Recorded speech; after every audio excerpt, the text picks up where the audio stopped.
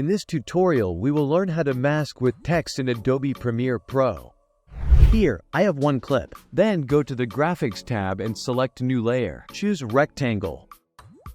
After that, adjust the size of the rectangle.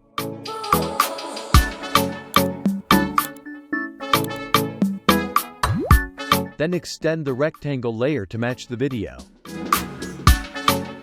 Next, add text and center it.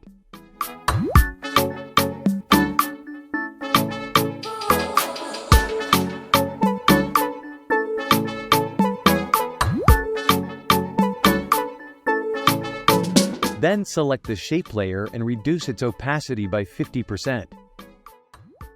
Next, select the text layer and scroll down to click on Mask with Text and invert it. Here we go. Yeah, I'ma do shit my way. So you can go kick rocks, I'ma stack bricks up, build what I want to make. Cause I don't give a fuck what you say. Yeah, I'ma do shit my way. So you can go kick rocks, I'ma stack bricks up.